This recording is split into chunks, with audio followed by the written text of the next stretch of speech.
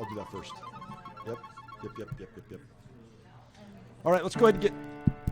Can we go ahead and get started? All right, cool. Let's go ahead and get started. All right, everybody, let's go ahead and start with the roll. We'd like to call this meeting to order. Let's go ahead and start with the roll call. Mayor Bagley. Here. Council members Christensen. Here. Hidalgo-Fahring. Here. Martin. Here. Peck. Rodriguez. Here. Waters. Here. Mayor, you have a quorum. Great. Let's stand the pledge. Gets to those skinny things for my chair. I pledge Allegiance to the flag of the United States of America, and to the republic for which it stands, one nation, under God, indivisible, with liberty and justice for all. All right, let's go on. Actually, let's go ahead and move, before we start with motions to direct the city manager to add any agenda items or public invited to be heard, let's go ahead and move city manager comments up. Yes, Mayor. Are the mics on? Hello? Mic's Yep, on? now Okay. mic. All right. Yes, Mayor, Council. We actually have Dan Eman and Carol Helwig. Carol's with the Boulder County Department of Public Health, and we know we've had a lot of questions regarding coronavirus, what the city's doing. Dan's going to do a brief presentation, turn it over to Carol, and we just want to be here to answer any questions you all may have because we know that's a topic of conversation in our community. I don't know if that's going to work, but good evening. That's not happening. Look at that. Nicely done, you. I'll get in there. Good evening. My name's Dan Eman. I'm the Assistant Public Safety Chief for the city, and I also oversee the city's Office of Emergency Management. So my purpose here tonight is to just try to give you guys an overview of what we're currently doing in response to this COVID coronavirus issue. And as Harold mentioned, we also have Carol Helwig here. She's an epidemiologist with Boulder County Public Health. She's far smarter than I am, so ask any question you want of her. So kind of to start out with, this thing is, so it's a public health-led incident, and anything that's kind of a epidemic, pandemic, I guess any kind of demic is really kind of a public health-led response because they are the city's public health entity too. They're countywide. We're going to take a lot of our lead from them. This is what they do. And we have, all the cities, all the municipalities, and the county have come together and decided to respond to this thing as a county. Harold's on board with this. We've had a couple internal meetings talking about this already. And there's a lot of systems that are already in place and a lot of systems that we're building to respond to this if it gets any bigger. Probably the biggest one that's going to have the most impact right away is what's called a joint information system. It's kind of a fancy name for all of the public information teams from all over the county, municipalities, the sheriff's office, commissioner's office, school district, hospital systems, anybody that we can kind of think of that's related to this event in any way, are coming together with public health to try to create a consistent messaging platform. Because I think all of you know that anybody in our community that spends 5 minutes on Google right now is going to either come out thinking there's nothing going on, we're going to die tomorrow, and anything in between. So what we're trying to create here is a consistent messaging source that's going out countywide.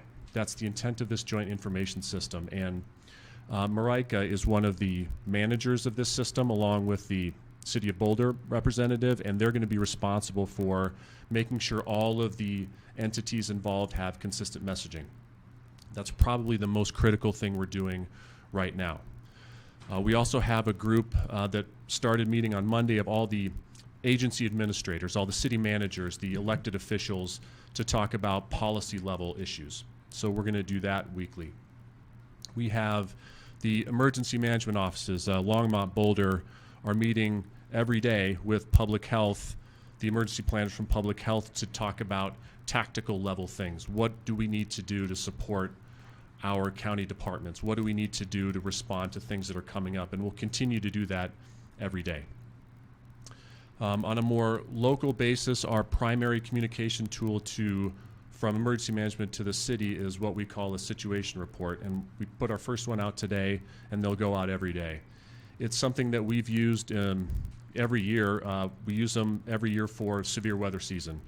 And it's really a way that we can communicate, here's what we're watching for, here's the information sources we use, here's some trigger points, just a way that we can communicate with the city employees of here's what we're watching, and always trying to ask what else can we do for you. We have a group that's getting together with the hospital systems. We're expanding that out to the clinics in the next coming weeks to try to support what they're seeing. It's probably going to be one of the initial catch points of things that do come in to the county, making sure the hospital systems are involved in the planning that we do. We're starting to think about what members of our community are going to need a little additional support, and how we can start communicating with them, whether it's homeless, the assisted living facilities, all of those kinds of places. We're starting to lean forward into that planning process too. You probably saw today the Governor Polis declared a public health emergency for the state. Basically for them, that's a vehicle to activate their state emergency operations plan, which activates some state level resources and some dollars for them. It does not make dollars available for us. We have not done a local state of emergency, and we're not anticipating that in the near future, but that's a tool that we can certainly use. That's the overview of what we're currently doing to think about this issue as a city. But I think the big message that I want to leave you with is this is a county level incident, and we're going to respond to this thing as a unified county. This isn't something that's going to just pick Longmont, right? I mean, we're going to need to make sure that this is a unified response, and that's how we're planning for it. The message that we're giving to our employees is really the same thing we're giving to the community. Wash your hands. If you're sick, stay home. We're asking our managers to send people home if they're sick. Cover your mouth if you're coughing. I mean, it's some pretty simple stuff that we're trying to communicate, and I'm sure Carol will give you much more detail than that, but that's all I have for you. I'd be happy to take questions for you, and I know Carol can give you much more detail on that. Great. Thank you very much. Keep us safe and keep us updated. Oh, sorry. Give us something. You're an expert, so say something. Oh, yeah, I do have a slide deck. I don't know if you, like, how much time you want me to talk. Well, like, how many slides? If it's 2 slides, yes. If it's Oh. 24, no. Well, I'm a communicable disease epidemiologist, and this is like my favorite subject, so I could talk all night. I don't know. I could just field your questions, or if you want some visuals, we do have some slides available.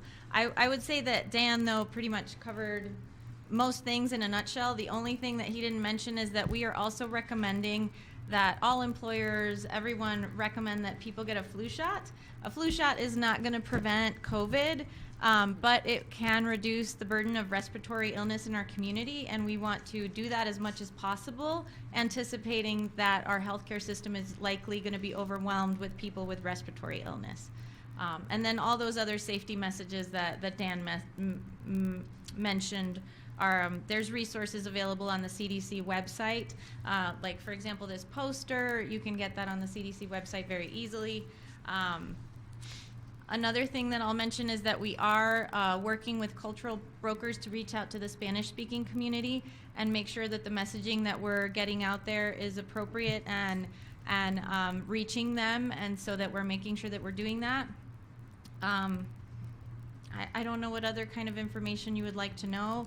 I guess one of the things that's most concerning to us, and the reason that we are really trying to scale up to our highest level of activation, is that there is community spread in the United States, especially in the state of Washington. The community spread there has occurred in people who did not have any connection to any travelers or to any known folks.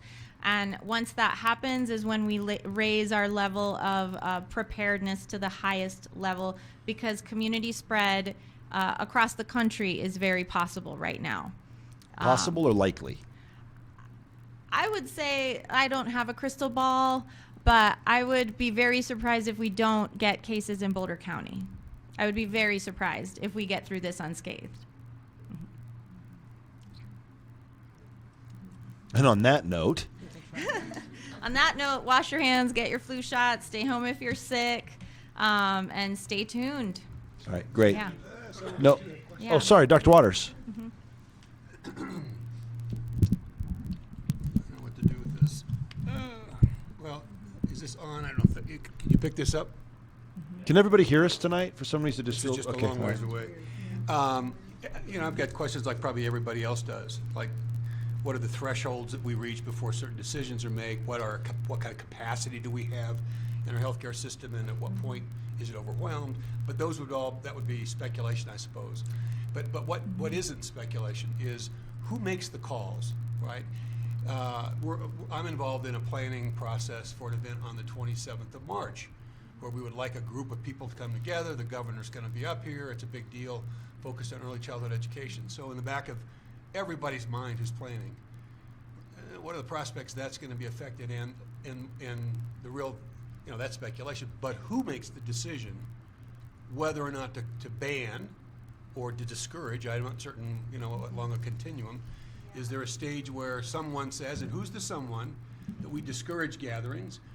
And is there a stage where who's the someone that says we're banning public gatherings? You can't use public facilities to bring people together. So I do have a slide that shares our incident management structure, and maybe it'll be helpful to pull that up. But basically, we have a lot of our administrators and policy level decision makers within that structure. And so someone like me, I would make a recommendation to say, as an epidemiologist, I recommend that we do this to stop the spread of the disease. But then it's going to be up to the administrators, our public health director, and everyone jointly to make that call. So it'll be municipality by municipality if we're in a municipality. So generally the way that, is this on? It is now. It is now. So generally the way this will work is assume somebody tests positive. They're then going to do their work from an epidemiological standpoint to go, what's the risk? And they'll go, here's what we think we need to do in terms of managing that risk. That then goes to the director of their group, and then they provide advice to us as administrators in terms of what they're going to recommend doing. And specifically to that question, as we've talked through some of this, whether it's a school district or it's a city, we're all going to be looking to them for guidance, because they're also working in conjunction with the CDC in terms of the protocols they're issuing. They then make a decision, because they're the only ones that can really, for lack of a better word, say we need to do a quarantine, or here's what we're going to do. And so then we will all start responding appropriately based on the advice that we get for them.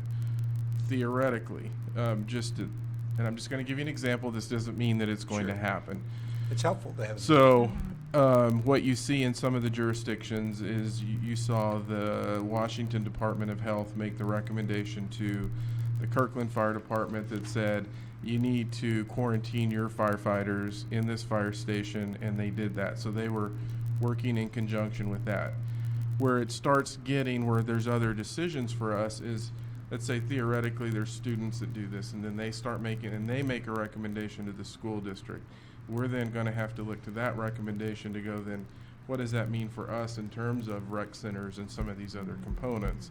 And so it's really their guidance that'll start working us through the process based on the condition that we're dealing with at that given time, and evaluating the risk in any number of things. So just in terms, go ahead. I do also want to state that in statute, public health does have the authority to implement actions to control the spread of the disease. Correct. So ultimately, the legal authority lies on public health, and that is there. But we do want to do this in conjunction with our partners. We don't want to make these decisions in a vacuum. At some point, not right now, but at some point in time, it'll be helpful to be more specific than public health, right? Give us, here's the person. They make the call. It has the force of law or whatever. There's an emergency declared, and there's no question. There's no. It's the director of public health. We have our public health director is Jeff Zayak, but then we also have the state health department and the head of the state health department, and there's also, I don't know what the acronym is, but it's the GERC, which is the governor's kind of emergency communicable disease group, and they also have levels of authority within this process. Thank you. Okay. All right, anybody else? So, you know what, actually I do. Councilmember Hidalgo-Fahring. So if there was a case in Colorado, would we be able to know which county it is in, what city it's in, or is it just going to be an overall, it was in the state of Colorado? There may be different situations that result in different things. For example, if we have a travel related case that has not caused any potential transmission to the community, we will likely not release the county because there's no risk to the community. But if there's a case at Longmont High School, then we likely will release that information because we'll likely have to implement public actions in accordance to that. So it depends. All right. That would be all. Thank you so much for your time this evening. Great, thank you. Okay, great. Let's move on to anybody want to put anything on the agenda? All right. Seeing no one, let's go ahead and move on to public invited to be heard. Could we get the list? Thank you, thank you.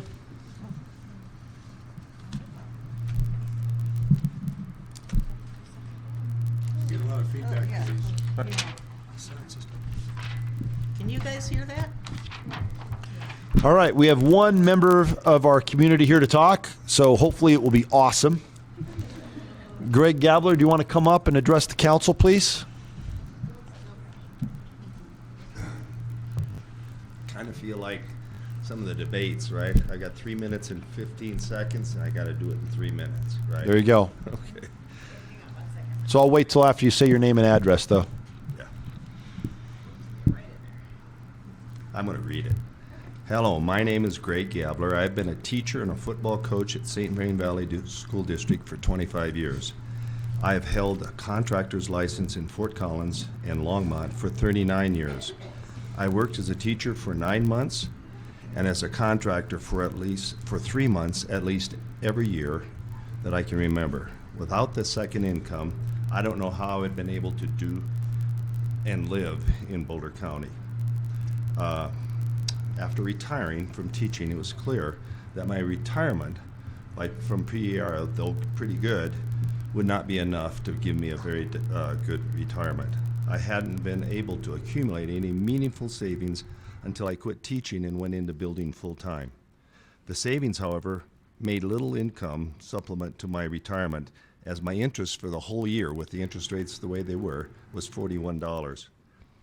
A realtor came to me and asked me if I wanted to build a sixplex. My answer was yes, but my thought of losing what little savings I had was daunting. I soon found out that I hadn't put enough money away to qualify to build the project, and so my son and daughter-in-law said they would be partners with me. With some trepidation, I put a contract on the property with contingencies to do my due diligence. I went to pre-app meetings. I visited the lady in the building department who did permits and got an estimate for my permit. I did estimates for all of the buildings. Actually, you know what, Mr. Gell, let's stop. Let's fix this mic because we have time tonight, and I want people to pay attention. I want to hear, and it's distracting. No, you're not on the clock. I'll have you start over. Sorry. I mean, we're walking around the room, and so could we fix the feedback? You're escaping.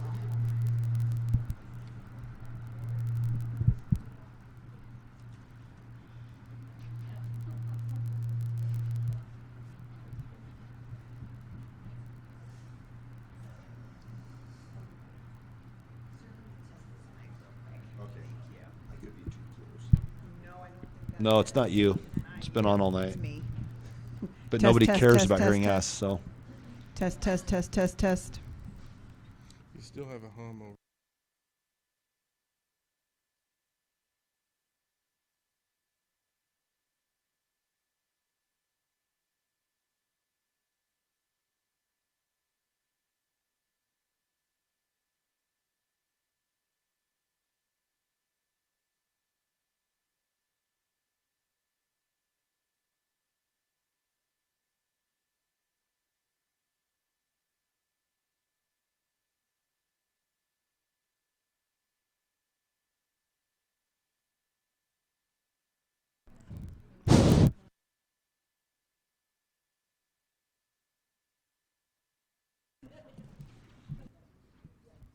Test, test, test, test, test.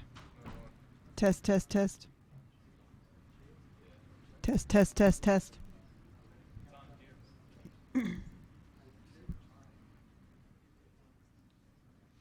Test, test, test, test, test. Mayor, why don't you test? There you go. Test, John. test, test, test. Okay. Let's try this again. John, can you hear us? John Fryer. Thank you. All right, That's cool. sounding better. Sorry. Mr. Gabler, why don't you go ahead and start over? We'll give you an extra minute and a half. You got it. No, go ahead and start from the beginning. Go ahead, please. Or anybody. That's all right. Nope, you're I'm going okay. to say I've been a teacher and a football coach in the St. Marion Valley School District for 25 years. I've held contractor license in Fort Collins and Longmont for 39 years. I worked as a teacher for 9 months and worked as a contractor. Yeah, hold on. We're still bad.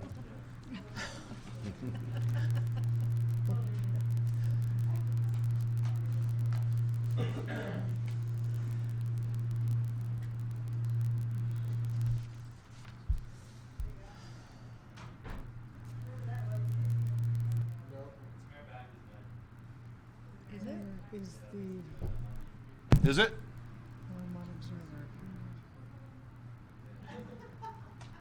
I can talk loud. Nobody told him about the move to the library. Yeah, this is a huge lot of trouble for them. I'm not on. There. Test, test, test, test, test, test. It was just a really long time ago. Right, you try now. Test, test, test, test, test. Test. Oh, okay. No.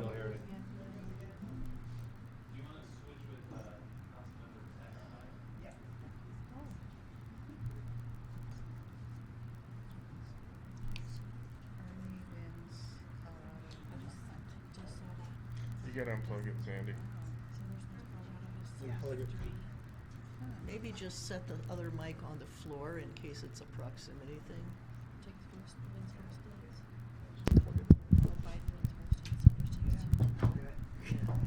Should. Nope. Still hearing it though. Still doing it.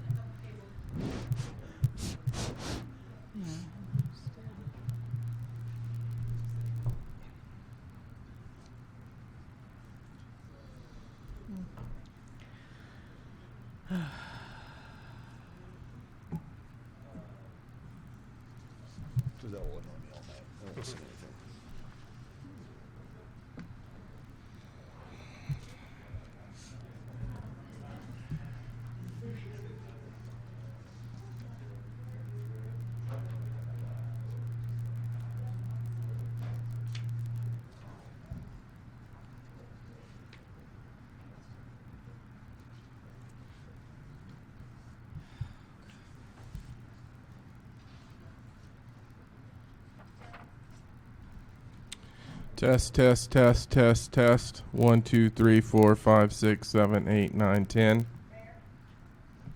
Test, test, test, test, test. I'm not hearing a buzz. Cool. Good job, Lachlan. All right, let's go ahead. If you want to start again, we'll go for it. Third time's the charm. How could I change this? There we go. I've been a teacher and a coach at St. Marion Valley for 25 years. I've held contractor's license in Fort Collins and Longmont for 39 years. I've worked as a teacher for 9 months and as a contractor for 3 months every year. To make it possible for me to live in this area. Without the second income, I don't know if I'd been able to do so. After retiring from teaching, it was clear that the retirement provided by PERA, though good, was not enough to have a meaningful retirement. I hadn't been able to accumulate any meaningful savings until I quit teaching and went to building full time. The savings, however, made little income supplement for my retirement, as my interest for a whole year with the interest rates they were was $41. A realtor came and asked me if I'd like to build a sixplex in town. My answer was yes. It's always yes. But my thoughts of losing my little savings was a little daunting. I soon found out that I hadn't put enough money away to qualify for the project, and so my son and daughter-in-law said they'd like to be partners with me. With some interpretation, I put a contract on the property with contingency to do my due diligence. I went to my pre-app meetings. I visited the lady in the permit department who gave me an estimate for my permit. Actually, she said it was better than an estimate. And I did all the estimates for all of the building. It was marginal, and I was leery, but my son encouraged me to go forward. We bought the lot, hired architects, engineers, and committed all of our cash to get going. We were assigned a planner to work with us, and we went forward full speed. We submitted our site plan and set goals to have our permit by January 1st. Along that time, my bank called me and said, "Did you know the city was considering an additional fee for affordable housing?" They said that I'd have to come up with that money to handle any increases. I went to the mayor and I said, "I can't do this." He assured me that my project was exempt for 2 reasons. It was too small, and I would be grandfathered in. I went back to focusing on my plan review and architect plans. We got our site plans back after a first submittal with lots of notes to correct, but my planner said, "Your plans are excellent. You clean up those red lines and we will be able to get this thing through very quickly." She even said, "You can submit for the building review of your building plans. It's that good." That's not usually done without some sort of thing on the builder. So I submitted my plans and paid a plan check fee for that of about $5,000. It was then that I was told my cost had doubled from what I was estimated from the building department. Another big blow to my finances. We still had our goal of starting January 1st, and I went often to see my planner to help push her through my approval. I'm a kind of pushy guy. After numerous visits, I found out that she was on an extended medical leave, and no substitute planner was assigned.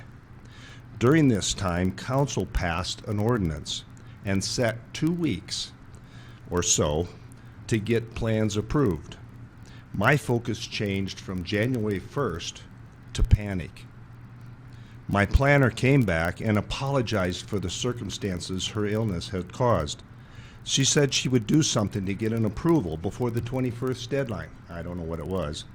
After 2 days, I saw her again, and she said she was told she couldn't do it by somebody above her. A few days later, I ran into another person in the lobby who I'd gotten to know very well. And by the way, I really like the people I learned and worked with within the city. They were great. This guy looked at me and he said, "Greg, we've had your plans entirely too long. I will hand deliver them and get approval and I'll predate them."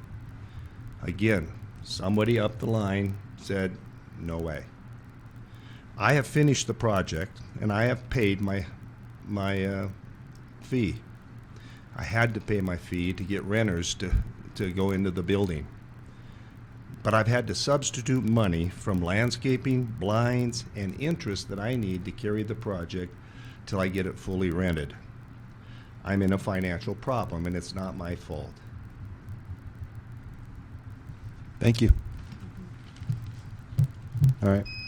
And I actually, I cheated because we interrupted him plenty of times, so I gave him the full time. All right. Thank you. All right. Let's move on to special reports and presentations.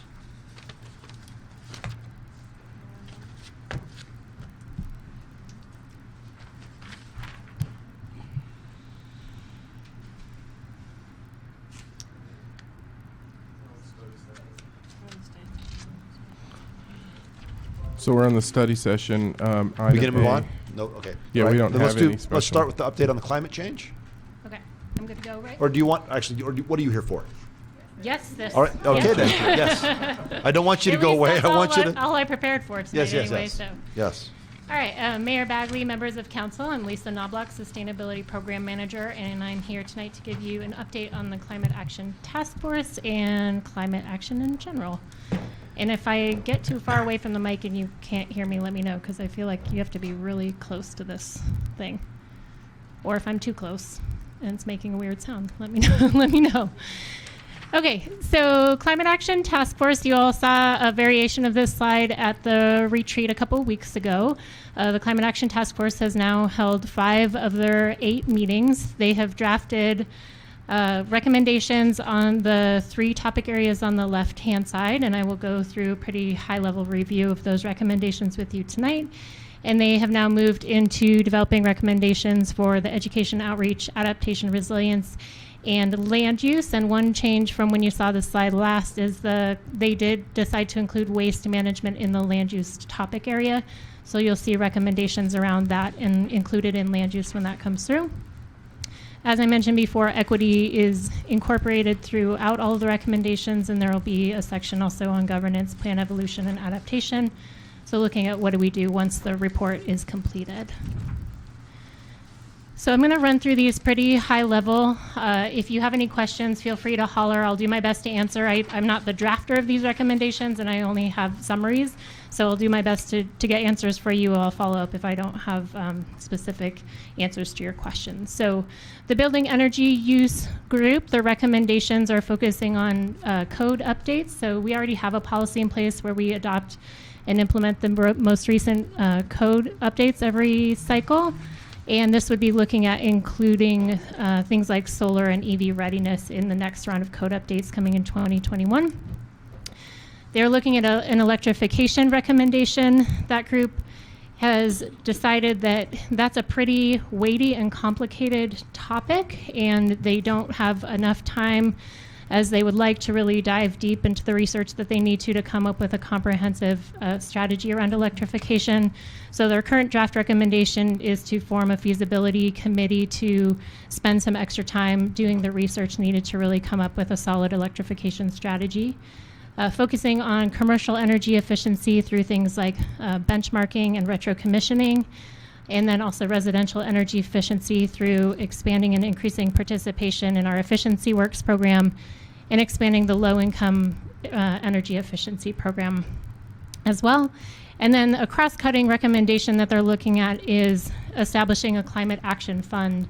And so that would be identifying a number of different revenue sources that would help fund all of our climate action work, because they recognize that in order to do a lot of the things that we're going to be proposing, we're going to need additional resources for staffing and implementation, and they want to look further at potential alternative revenue sources and establishing a fund to support that work. The Renewable Energy Group are looking at a number of complementary recommendations, starting with smart grid. So that's really accelerating the AMI installation and looking at developing a plan for how to use that technology when it's only partially implemented, so not having to wait until it's fully completed. Establishing a home energy management system, so a program to really establish homes to optimize energy use and really set them up to manage distributed energy resources as they come online. Establishing a 5-year plan for developing a major inventory of distributed energy resources that are managed in Longmont. Continuing to aggressively pursue internal and external policies for greenhouse gas reductions. And then workforce development, so looking at how all of these things are going to be creating new workforce development opportunities for Longmont, and how we can set up programs to really help train people up for that, as well as understanding what are the sectors that might be negatively impacted as we move away from fossil fuels, and making sure we have programs in place to retrain folks and get them into new sectors of work. The transportation group is looking at greater access to and participation in transit, biking, walking, things that get people out of single occupancy vehicles, looking at partnering with schools on multimodal options, looking at opportunities for incentivizing new programs for alternative modes of travel, renewable sources to power transit, so that's not only electrification but other alternative fuels as well. And then looking at employer-based programs like alternative work schedules to create more flexibility in the workplace to reduce the need for driving overall, or to help create more flexible schedules to reduce congestion and things like that. So as I mentioned at the retreat, we're also going through a community engagement process concurrently to inform the public of the work that we're doing and to gain feedback on draft recommendations, to understand how we might strengthen the recommendations, what are potential impacts or negative consequences that we might not be thinking about, and then what are we missing. And so where we're at in that process, we've developed and distributed flyers throughout town that are driving folks to the Engage Longmont website. We've started tabling at a number of different community events. We're launching a questionnaire in the next couple of days. We'll be doing presentations with a number of different community groups, setting up educational kiosks at key community locations, and working with volunteers to do what's called kitchen table conversations with friends, families, neighbors, coworkers, things like that, and then bringing that information back to the Climate Action Task Force. So the next steps, again, they'll be drafting their recommendations for the new subgroups that we talked about. They have a joint meeting with the Just Transition Plan Committee on this Thursday, the 5th, and that's a 3.5-hour meeting where each of the subgroups that's completed recommendations to date will have an opportunity to go do a deep dive into one or two of the recommendations with the Just Transition Plan Committee, who will do essentially an equity analysis on those recommendations and talk through possible equity impacts and look at opportunities for increasing the equitability of those recommendations. Again, they'll be able to incorporate all of that feedback and from the feedback from the community engagement efforts to refine and finalize their recommendations. The report is due April 8th, and then that'll be presented to council on April 14th. And then in addition to what's happening with the Climate Action Task Force, we wanted to mention that the city also is really taking a number of steps to accelerate our work, also in context of and in alignment with the climate emergency resolution and the resolution to transition to 100% renewable energy. So we've been working a lot with staff to identify what we're already doing and some additional strategies that we can take to help accelerate those efforts. I'm not going to go through every single one of these. I'm just going to pull out some highlights. But again, if you have questions on any of these, please feel free to holler. As I've mentioned, we're in the process of updating the greenhouse gas inventory. That's well underway. We have a lot of that data collected, and our consultants right now are in the process of modeling all of that information, and we'll bring those results back to you all when we have them in the next couple of months. We've talked to you about, we're doing some energy efficiency assessments at a number of our city facilities. We've just recently worked with the contractor on that to include an electrification component to that, so looking at opportunities for fully electrifying those facilities as well. We recently received a grant to transition some of our city land to low water turf and to do some demonstration and research on opportunities around not only reducing our water use on city property, but also utilizing plant materials that reduce the need for mowing, which will reduce our greenhouse gas emissions associated with fuel use from those types of operations. And then as Dave Hornbacher has talked to you about, he's working with Platte River Power Authority on a distributed energy resource plan. And again, as I mentioned, that's a focus from the renewables energy group as well. That'll have the recommendations from the Climate Action Task Force around distributed energy resources. So we've also identified a handful of quick wins, so things that we think would take few to little resources and have little to no negative impacts that we can put into place relatively quickly to help reduce greenhouse gas emissions. So one of those things is telecommuting and web conferencing. That's something that the city already does, but there's not a lot of consistency across departments around how people are utilizing that. There's not a lot of understanding across city staff about the technology that's available to folks, so that's looking at promoting that, creating greater educational opportunities so people know how to use the technology that we have available. Looking at potentially replacing some of our fleet vehicles with e-bikes when possible. Prohibiting plastic and disposable promotional giveaways. That's something that we do a lot across city events that we could look at, changing our practices around that. It's shifting to a 10-hour workday or requiring telecommuting 1 day a week at facilities where that would be possible, so we can actually shut down one of our facilities for a whole day and save all of the resources that are associated with that. And then prioritizing energy and water efficiency and low emissions practices in park development projects. So those are just a handful of things that we could put into place pretty quickly. And then new strategies, these are things that we would need council direction on if these are things that you would like us to pursue, and would also probably likely need additional time and resources to really dive into these and get the details on them.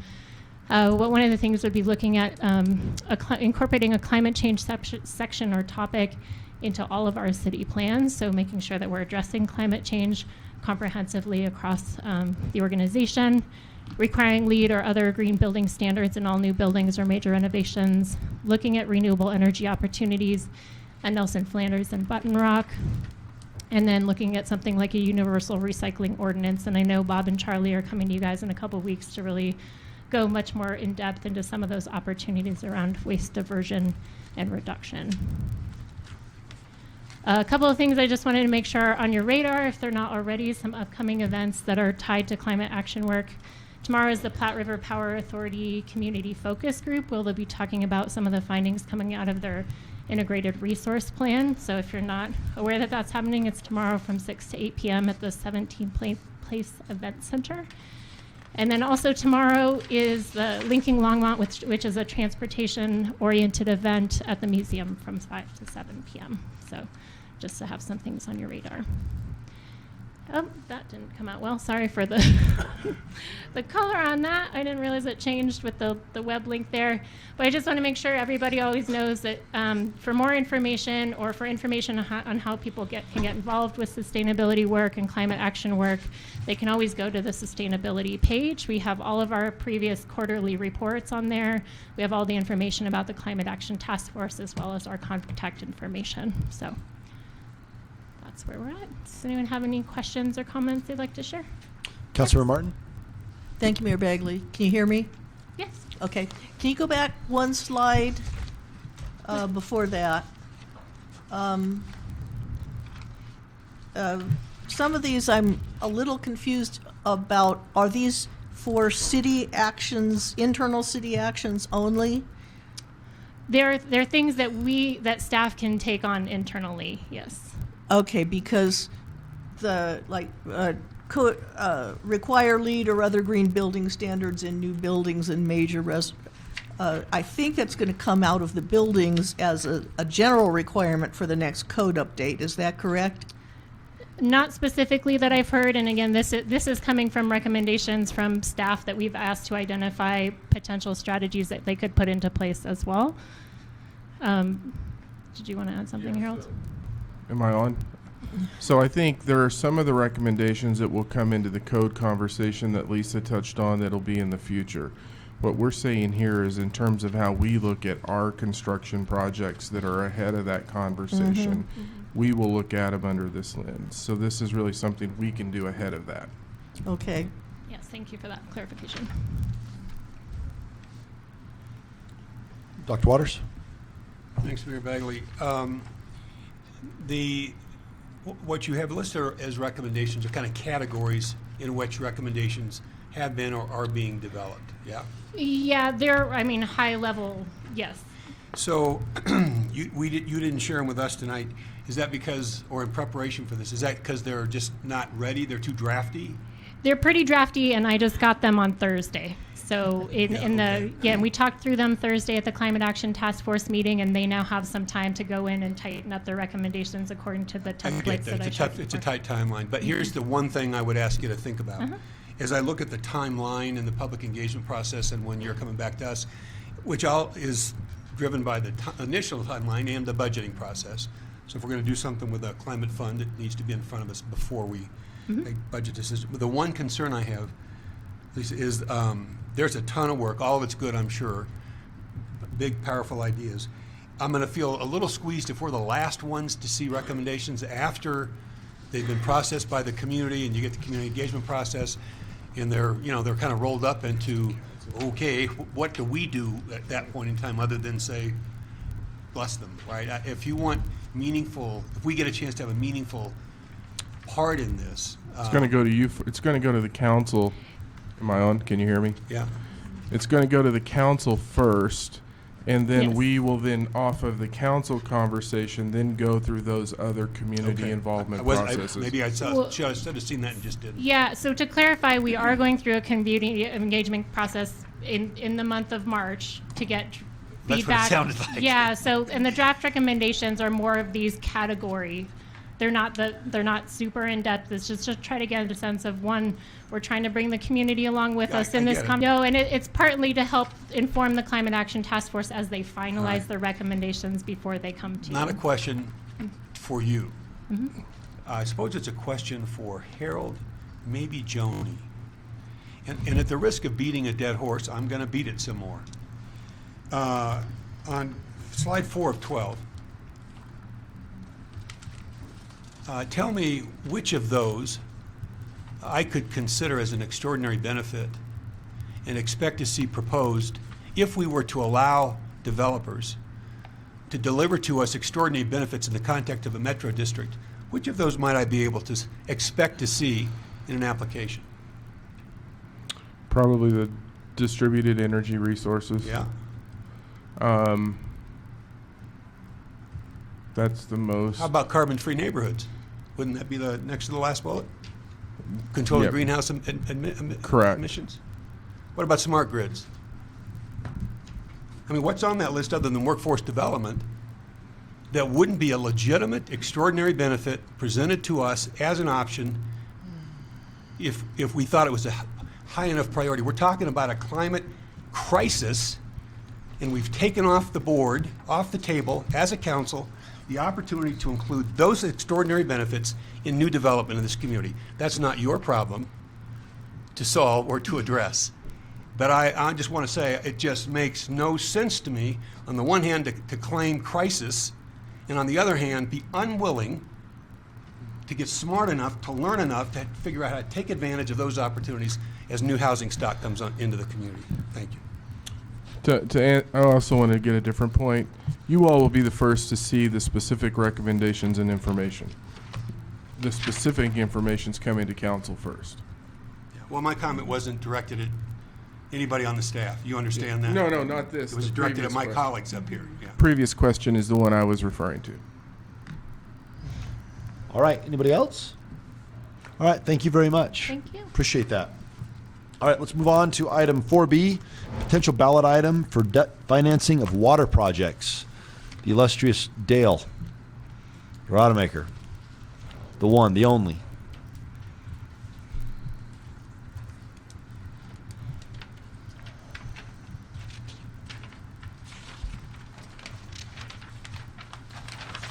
Mayor Bagley, members of council, I'm Dale Rademacher, Deputy City Manager, and here tonight to talk with you really fairly briefly on a particular issue that we have talked with you in the past about, and that is on the financing strategies that we believe are necessary for the city to realize the resources necessary to maintain the city's treated water and water delivery systems to our community.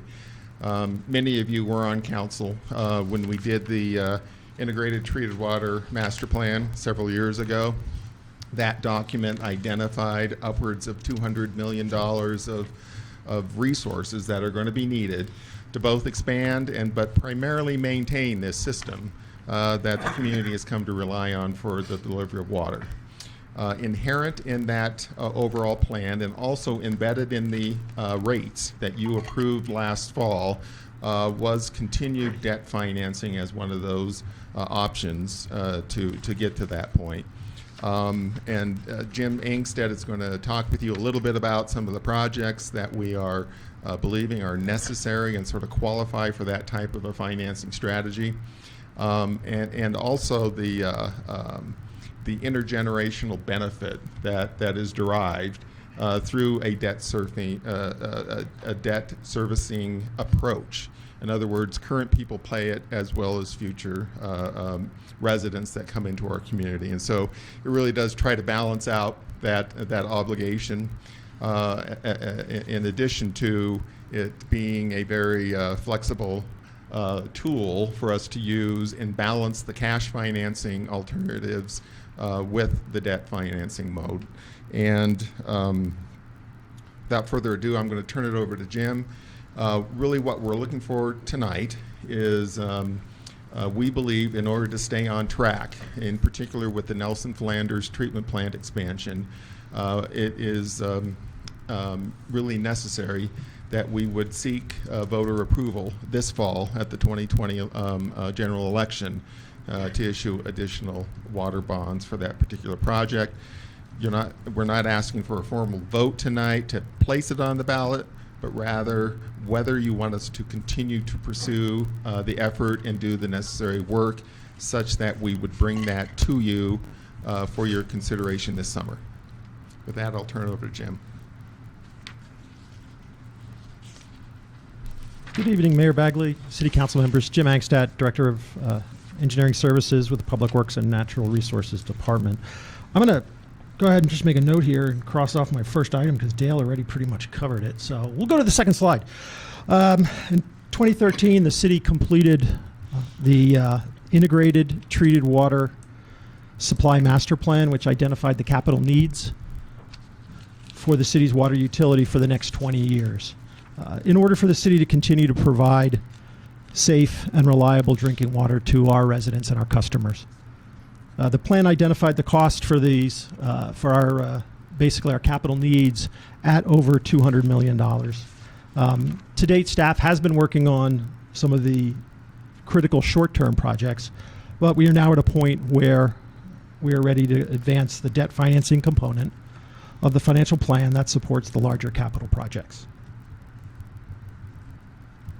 So the first project we want to just quickly throw your way is, as Dale had mentioned, the water treatment plant expansion at Nelson Flanders.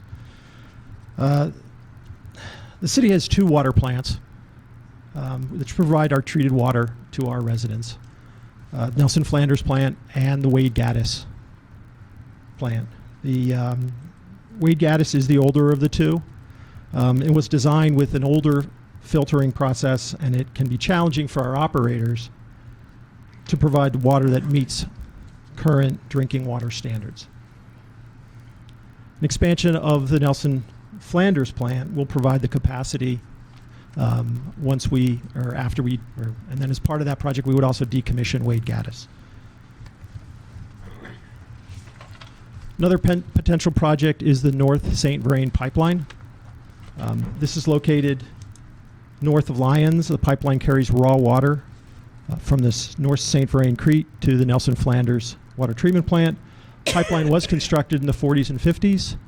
And as you can see, one of the challenges is there are access issues. The photo on the right shows that the pipeline, because of its age, has been deteriorating. And it makes it an ideal candidate for replacement. So another alternative project we're looking at is the Price Park Reservoir. The original reservoir was constructed in 1923. We had improvements undertaken in the 70s and 90s. This is located over by the Sunset Golf Course. The facility is reaching the end of its useful life. It is displaying some leakage from the liner. There are some openings in the roof that are requiring extensive maintenance, and state inspections have called for a higher degree of maintenance to meet current standards. So that's just some of the quick highlights of some of our projects. We are looking for council direction. But as Dale indicated, as you're aware, debt financing of projects is subject to voter approval. And in the past, residents of Longmont have been highly supportive of the city's effort to improve our public utility infrastructure. Other examples of that are we did bonds for the wastewater system as well as the storm drainage system. So this evening, Public Works and Natural Resources is requesting City Council direction on moving forward for us to continue our efforts to prepare for possible placement of this issue on the ballot for the November 2020 general election. Councilmember Martin. Thank you, Mayor Bagley. Mr. Angstead, is this already secured bonds, or is there a tax associated with the bond issue to secure? I'm going to have some of our wonderful staff come up and answer that question. Councilmember Martin, the bonds would be paid for by water rates. There's no taxes involved. Okay. And it would be secured by the rates and the rate increases that you have already codified.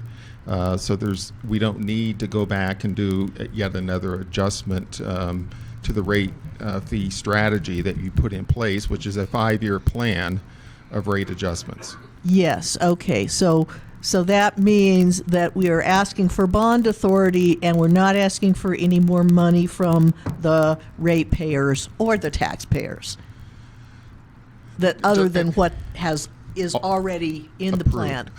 Correct, other than what you have already codified. But to be clear, the rates are increasing. They are scheduled to increase each of the next several years. And so, the way I would say is that we have already laid out the rate structure necessary to fund the capital improvements necessary for the next several years without having to increase the rates even further than what you have already approved. Does that make sense?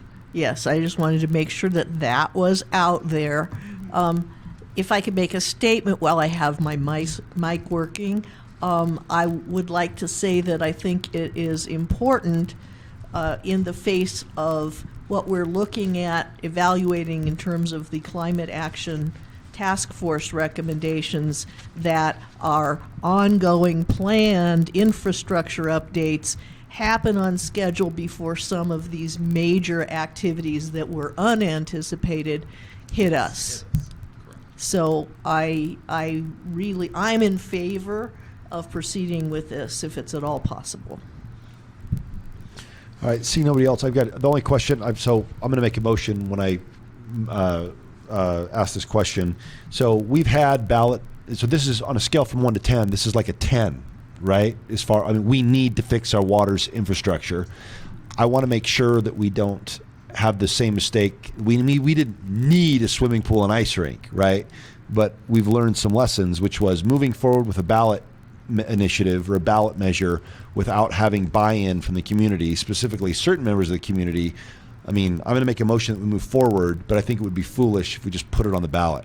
I think we need to hold community meetings. I think we need to pay to, market as to what the needs are and why we're doing this. We need to market to make sure that people understand that we're not going to be additionally increasing rates, that we will not be asking for a tax, because it will get muddy and people will start complaining that we didn't take it to the public and we didn't, and even if we do, they're still going to complain about it. So we have to go over the top. No surveys, meetings in your face. Call Gordon, call the people call him and just say, hey, please attend the meeting because we're going to need your support or else they're going to kill it. Mayor Bagley, if I could respond to that real quickly. That's exactly why we're here in the first part of March, because I agree with you. I believe we need to communicate and talk with our community about the very need. This is, in my estimation, not a want to have. This is a need to have. If you value having clean, reliable water for your community. So I put it in that category, but I might be a bit biased coming from Public Works, and I'll admit that. And so, yes, our intent is to work very closely with Marcia and the entire city public information team to really have a good community dialogue around this, such that when we bring this to you later this summer for your formal consideration of it, you will have that information as well. Okay. Then I'd move that we instruct staff to move forward with efforts for possible placement on the ballot for the 2020 election. Second. All right. Seeing Dr. Waters. So is that what we're doing tonight? I thought you were going to bring it back just move forward. The motion is to move forward to prepare for a potential ballot issue and for you to make that decision. And I believe it's the August timeframe. Yeah, August is when you will be voting to formally place it on the ballot or not. Can I make one editorial comment? At the latest. Yeah, sure, go ahead. Okay. You can do it. I mentioned, I think last Tuesday night, this news article or television news piece we'd seen just before I left to come to the meeting about a water main. I think it was in St. Petersburg, Florida. It may have been Fort Lauderdale, but it was catastrophic. Pardon me? Sewer main. It was a sewer main, yeah, but it was a catastrophic failure. And what we're trying to do is avoid that, those kinds of experiences. So to the degree that in building the case that the mayor's talking about, we could build a portfolio of examples of where people have failed to do this because they continue to defer and defer and defer. Carol's got several. In all honesty, I've lived through it. On the backside of shortly after I obtained the position I was in the previous community, we lost water to about 75% of the community. We also had a major sewage leak that spilled thousands of gallons of raw sewage into the river, and had to very quickly completely restructure the capital improvement plan to try to get ahead of that cycle. And if you don't plan and you don't look out 20 to 30 years, you will create a significant financial need. Not if, but when. Right, it's not if but when. And so my experience and what I've always said is I never want anyone to be in that same position in the future. And so we have to be very focused in terms of how we're managing the system and how we're looking into the future. I'm just I talking don't about want a to go through campaign, that. but let's not be. So I can give you personal examples of that. I did want to end with one thing before you vote on that. We had a paragraph in the communication about the street fund. I know there was some council interest on whether we should or shouldn't move forward as well to potentially consider some sort of a debt servicing package on the street fund. We are working on that. We're not ready to bring that to you for discussion yet. I would think in the next 30 to 60 days we'll have that discussion, just so you know that. And part of that conversation is when we get information like we received last week about a $4 million grant that starts changing how we're evaluating the financial considerations. And there's another grant that we're going to be going for, and I think that's due the answer will be midsummer. Is that what we heard? Yes. And so there are things that we need to also wait on to really understand what that need is. All right. Thank you. There's a motion on the floor. All in favor, say aye. The motion is to direct staff to move forward on the preparations to put this on the 2020 ballot. All in favor, say aye. Aye. Opposed, say nay. All right. The motion passes unanimously with Councilmember Peck absent. All right. Let's move on to 4C. We doing okay? It's 8 o'clock. We've been going for a little over an hour. We're all right? Keep Right? going. All right. Keep going. 4C, healthy beverages for children's meals.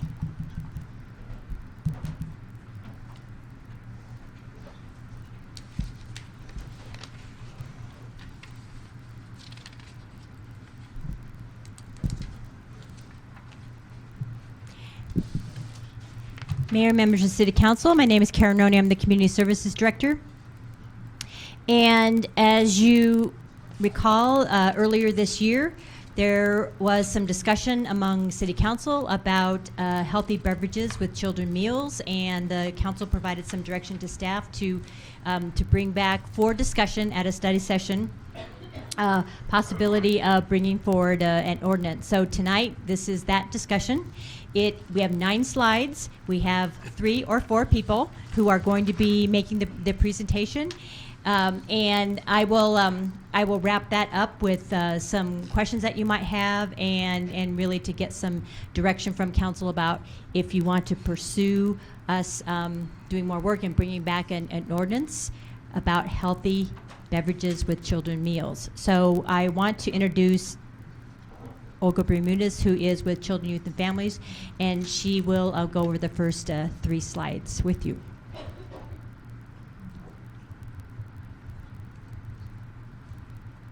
Good evening, Mayor Bagley and City Council members. I'm Olga Bermudez with Children, Youth, and Families.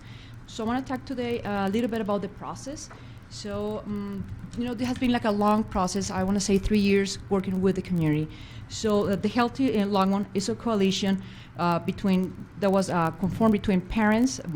It was also community members, children, youth, and families, local businesses, public health, state, and national health organizations that came together really just to look and to see how we're going to be able to support our children, how we're going to make sure that our children are really healthy. So this coalition started working at bringing the messages into our community. So through different community events, like Cinco de Mayo, especially targeting the Latino community. Also the Colorado Latino Festival and Unity in the community. So this coalition was going to different events, just bringing the information, bringing some educational tools so people were really aware of their consumption. So, through really dynamic exercises, so engaging the community, asking questions, and through games. So parents and kids were learning really about the amount of sugar they were consuming. And we were really amazed to see that a lot of parents were not really aware of this, that they were not really thinking that, a kid in a glass of water, 90 ounces, sometimes they can consume between 8 to 10 spoons of sugar in one drink. So through this process, a lot of articles were published in the Times Call and then also in our local magazine, and some letters to the editor also were published. And multiple presentations were done at the schools, middle school, elementary school, and high school. Also presentations at Children, Youth, and Families, presentations at Salud Clinic. Also, they collaborated with this effort. And also the Hidden Sugar campaign was promoted at Clinica, Longmont United Hospital, and through other organizations. So this message was just into the community through these 3 years.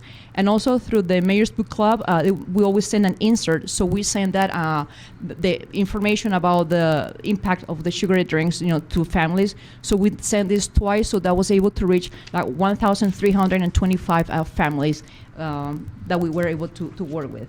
And messages were sent also through Facebook, Twitter, and social media. And also outreach was done through the summer meals programs. We have a meal program for the last 3 years. So this group have been going to the meals programs and educating, again, parents and children about the impact of the sugary drinks. And also the farmers market also was an outreach done. Here in this slide, you can see all the different organizations that have been pledging and supporting this effort. So if you see this slide, you can see Salud Clinic, you can see our local nonprofits, and also you can see business, the Roots and the Jefes is also one of the business have been really supportive. And actually tonight we have Sean, that is a business owner. So we reach out to them, and also we have that support. Also you can see the American Heart Association and the American Diabetes Association. So this group hasn't been working just alone. So this is a coalition really trying to tackle this issue from so many different perspectives. And now I want to talk a little bit about the ordinance. So the ordinance is not a really punitive ordinance. Pretty much what we are trying to accomplish here is the restaurants will be offering, when they have the children's meal, they're going to be offering a healthy beverage. And a healthy beverage, the definition will be water with no other natural or artificial sweetness, milk with no dairy substitutes, with no added natural or artificial sweeteners. So pretty much will be water, sparkling water, or milk without any sugar. At the restaurants, they can sell another type of beverages. If parents request that or the children request that, they can also, they will be able to provide that beverage. So now I would like to introduce Tessa from Public Health. So it's going to keep providing more information about the work that Public Health have been doing. Good evening, Mayor Bagley and City Council. So I know you all have heard a lot about this, and I'll keep it brief, but we just wanted to be really clear on what the policy says. So our definition of a children's meal is a meal that is advertised to children that comes with food and a beverage for one price. The default beverage is the beverage that automatically is offered with the meal. So those are the definitions of what we're talking about. And I included the definition of default here just because I think as we're talking about choice, and that comes up a lot in this conversation, the definition of default is a choice automatically made by somebody else. So as we're thinking about this, what we're doing is really opening choices up for parents is how we see this. So this is just a depiction of what could be offered, as Olga explained, that there's unflavored milk or any kind of water without added sugars. And we know that this works. Disney Resorts adopted this over 10 years ago, and you can see from the chart here that 68% of the time, parents stick with a default healthy beverage option. McDonald's also did this, and this data is from 2014, 2015, and they just released some new numbers in 2018, and the number of healthy beverage choices has increased another 10%. So it's almost up to, I think it's at 55% now. So we know that this works. So Disney does it. Disney does it. Okay. McDonald's does it. That's a quote from Mayor Bagley in the paper. Disney does it? Yes, Disney does it. So here is, just so you can have a real sense of the impact on local restaurants. When we're talking about restaurants here, we're not talking about food trucks or grocery stores or convenience stores. We're talking about places that serve meals. They could be sit-down restaurants. They could be fast food restaurants. There are a total of 218, according to public health, the way we classify these things in Longmont. Right now, 80 are serving children's meals, so it's 37% serving children's meals. 92% of those are currently offering sugary drinks. So there are 74 restaurants that would be impacted by this policy. And at this point, Sean Gaffner, who owns Smoke and Bowls, The Roost, and Hefe's, who's been an amazing member of the Healthy Longmont Coalition and has voluntarily adopted this himself, is here to talk about the business perspective.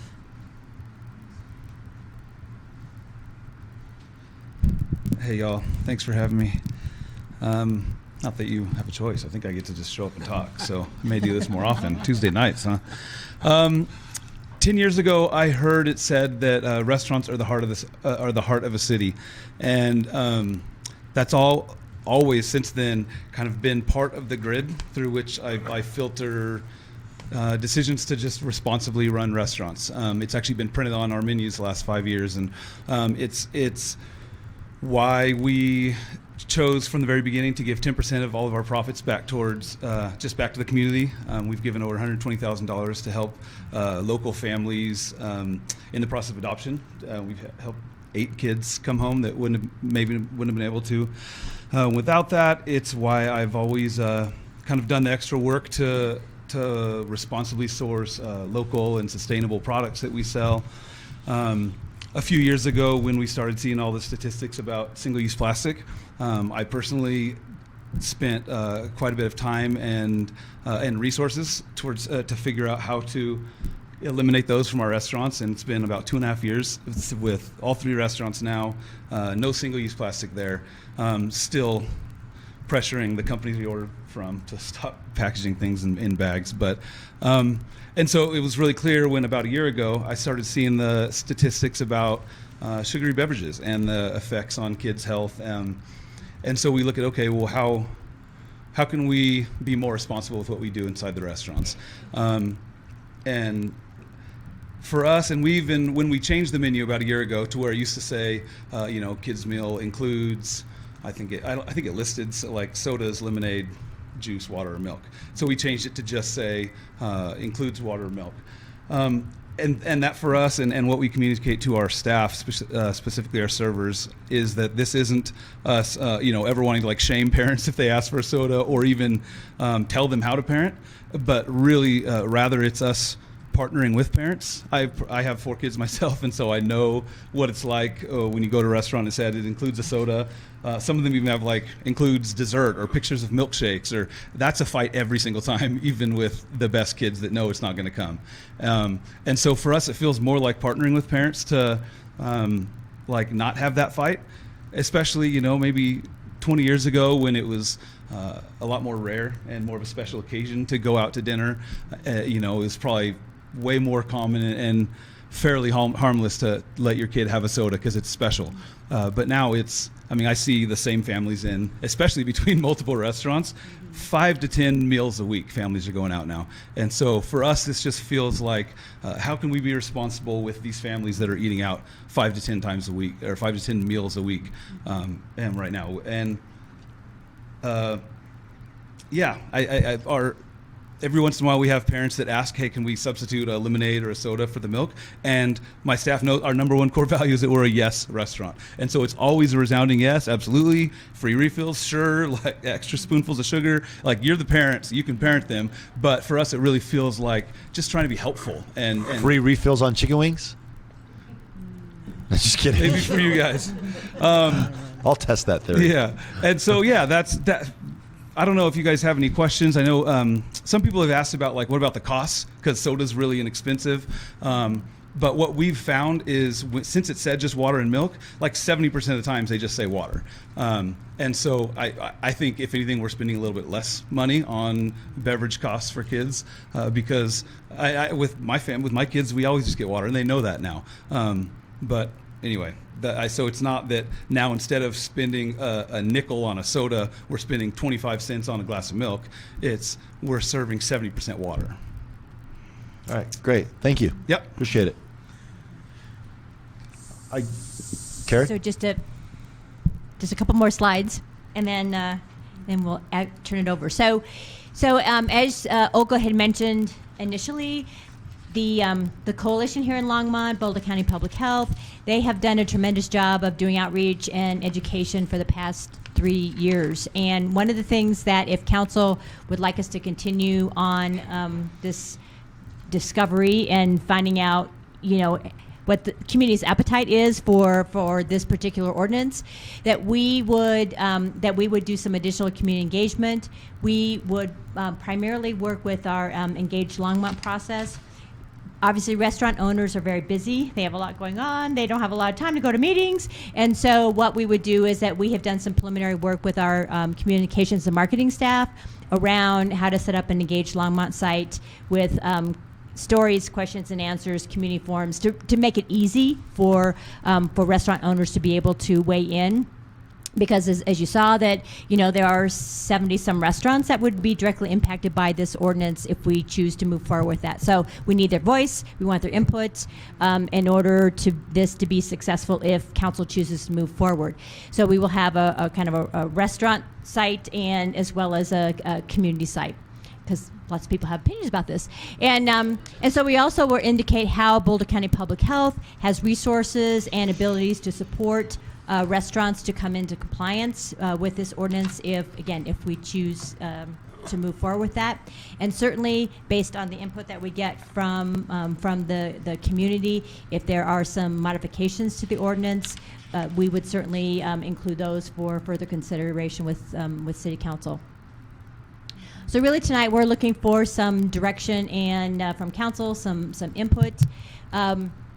Particularly around the compliance issue too, is that, and Eugene May, our city attorney, can help me with this. But what we would look at, or what we propose, would be is that Boulder County Public Health would be responsible for for compliance. They already are responsible for inspecting restaurants, certifying restaurants are healthy, doing things right, not making people sick. So they're already out there engaging with restaurants, and they could really be the party responsible for compliance. And if there was a violation, then they would in turn contact the city of Longmont. We would designate the staff to be their contact, and then we would go through the process of enforcement, if you will. And so we would need some direction from council about what kind of an enforcement option we would look at. So I understand, and Eugene can help me. So I understand that that certainly by the charter requires us that if we have an ordinance, then we're responsible for enforcing it. But we also have an administrative civil penalty within our code that allows us to basically enforce and violations, to deal with violations through an administrative or a civil penalty option rather than a criminal one. And so, so we would be looking for any direction from council in regard to client compliance and enforcement, as well as anything else that we had in the very drafty ordinance that we included in the packet. So questions, direction, anything that you would want to direct staff to either move forward in this way, stop, anything in between. Councilmember Christensen? I do think that this is a very good idea. I think that all government is a balance between the individual's rights and the community's rights. And in this case, I think this is a modest compromise that allows people to have their choice. It's just that the default drink that comes is either water or milk, and I think that is the thing that people most misunderstand about this. We're not telling them as parents what to do. We're just saying that when you order a meal, the default choice will be one of those two choices. You can still order whatever you want. As somebody who's dragged around a car full of little boys tanked up on candy and caffeinated sugary beverages, I can tell you it would have been nice to have a choice of not giving them that, but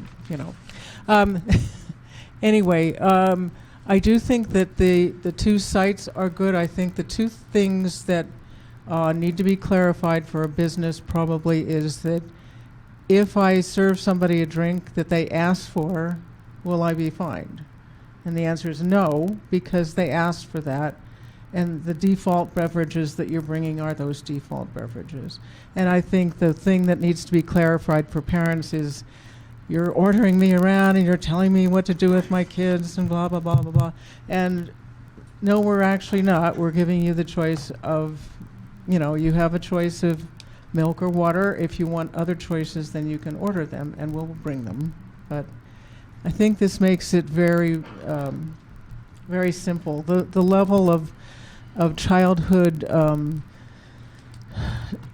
decay, tooth decay, and obesity and diabetes, which all have really awful long-term consequences, is a habit that gets set up in childhood often, or it's a matter of genetics, but it's exacerbated by sugary drinks. And I think this makes it easier for a lot of parents to just say, no, these are your choices. I also,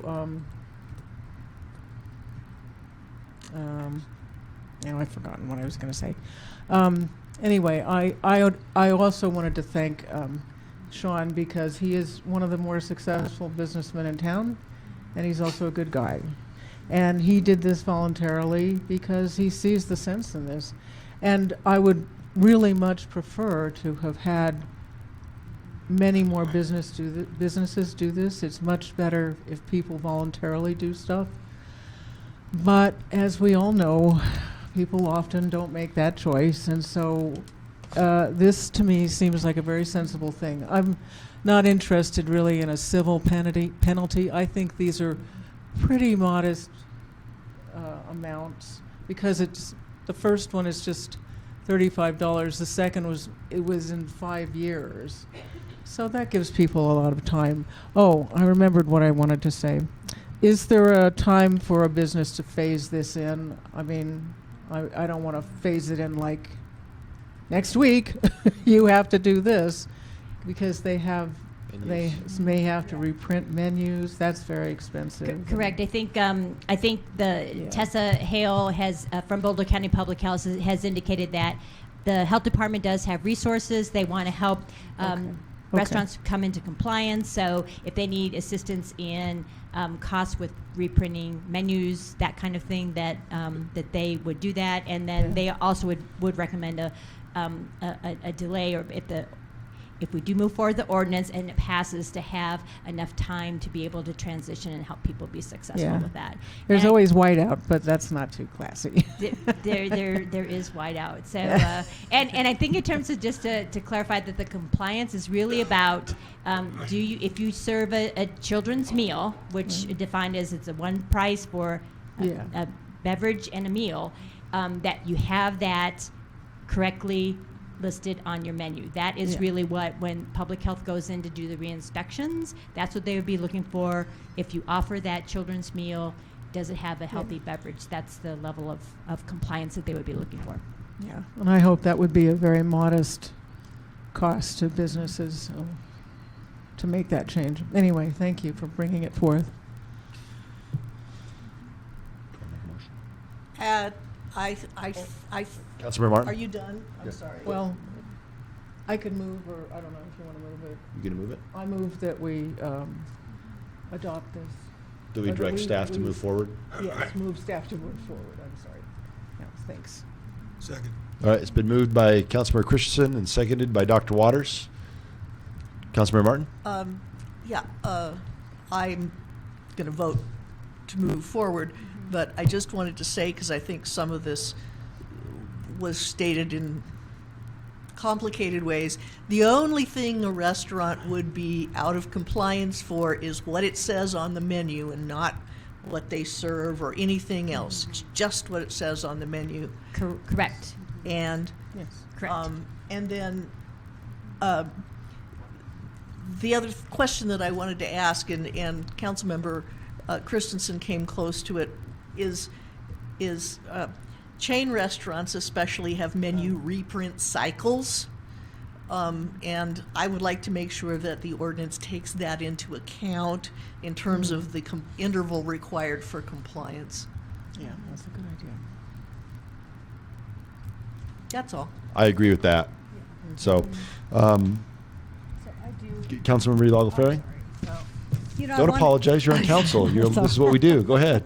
It's your turn. Yeah, I know it's been a long time, but so something I did want to point out that I thought was very just an astounding bit of facts is that in the United States, the health costs due to obesity-related diseases are approximately $190 billion, with about 40% of that being paid through Medicare and Medicaid, which are taxpayer, we pay for those programs.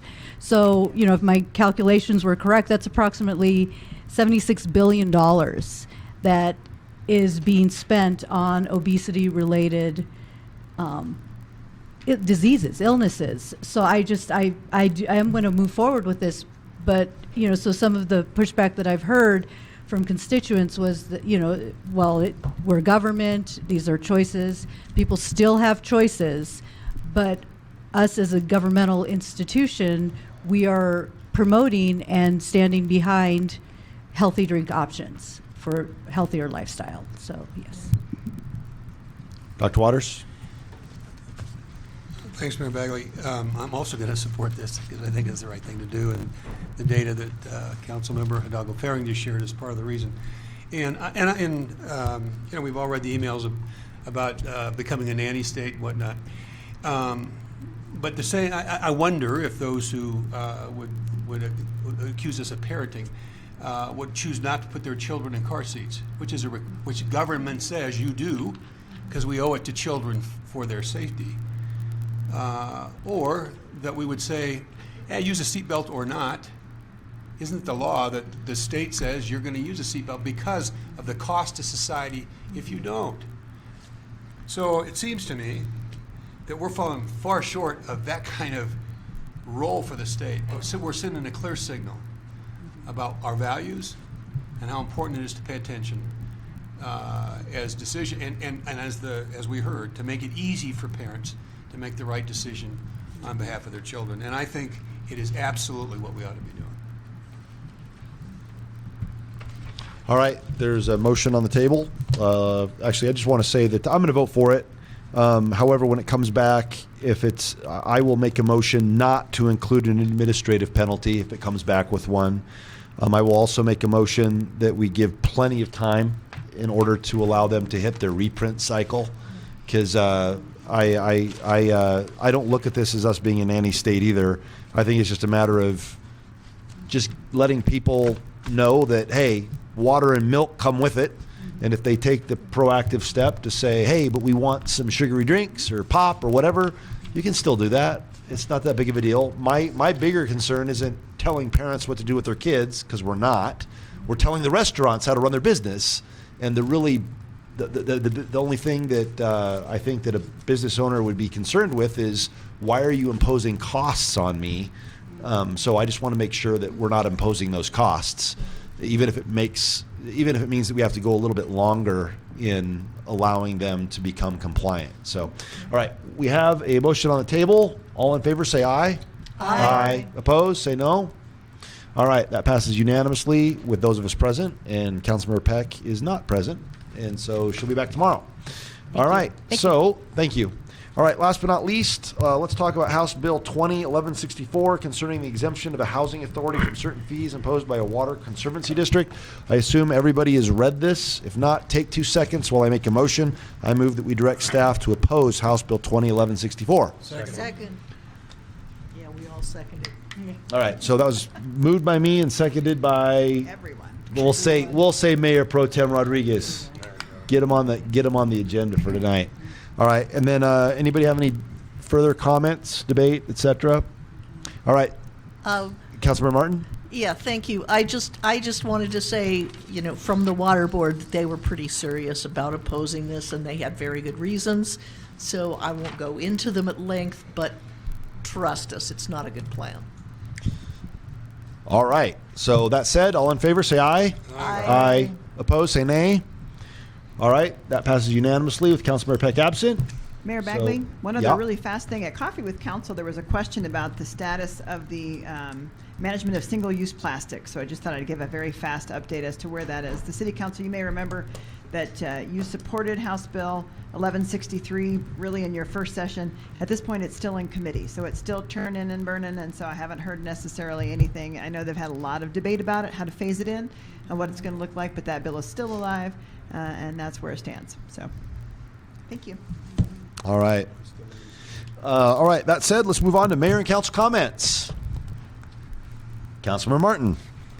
I just wanted to add to what Assistant City Manager Sater said, which is that the Climate Emergency Task Force also really wanted to do something about single-use plastics, and it was very sad to have to tell them that we can't tell what to do until the state decides whether they're going to act or not. So we're going to get a wishy-washy recommendation from the Climate Action Task Force, but we want to continue to promote the state taking action on this. All right. Anyone else? All right. Seeing that we have no further comments, let's go ahead and move on to City Manager remarks. Anything else? No comments, Mayor Council. Mr. May, attorney remarks. No comments, Mayor. All right. Do we have a motion to adjourn in the spirit of? I move to. Oh, sorry. Okay, that's all right. We move to adjourn. All right. It's been the motion has been made by a rare show of partner solidarity with Council members Christensen and Martin. I shall second that. All in favor, say aye. Aye. Opposed? All right. We are adjourned according to 6 of us, and ironically, Councilmember Peck is absent.